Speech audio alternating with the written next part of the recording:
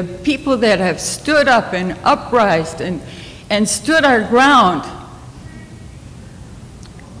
Stop.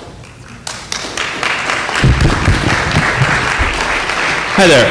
My name is Dan Feit. I'm going to hit you with a couple things. I am a volunteer with Twin Cities Indie Media, which, as you heard, Indie Media does a lot of good work to break apart corruption and cover-ups, but I'm speaking on my own behalf. The most efficient thing you could do to more efficiently distribute internet access is to restrict these really bad user agreements that prevent people from reselling their own internet connections.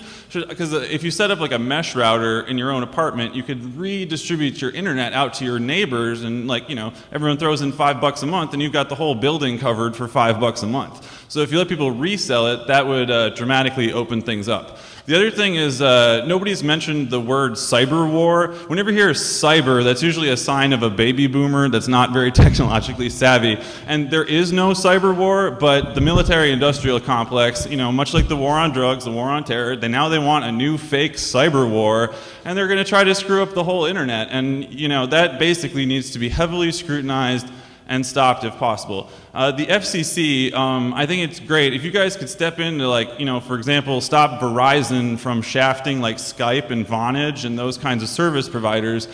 Mobile providers, they really rip people off. They charge them a ton for text messaging, for voice data, and the internet data is cheaper. And so when people have apps that turn voice data into cheaper data, that's what they're trying to block, essentially. And that's the main reason that these guys are trying to destroy net neutrality. One other thing, too, is that the FCC needs to regulate the polluting and dangerous effects of electromagnetic radiation. It's like part 15 of the FCC rules. And these airport scanner devices with their terahertz radiation have dangerous health effects.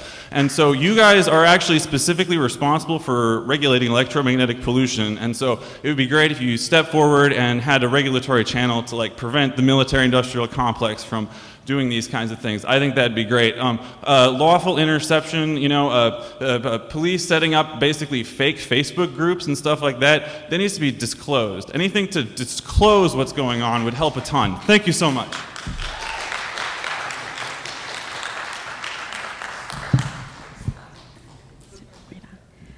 Hi, I'm Diane Steen-Hinderly, and I'm a retired social worker, and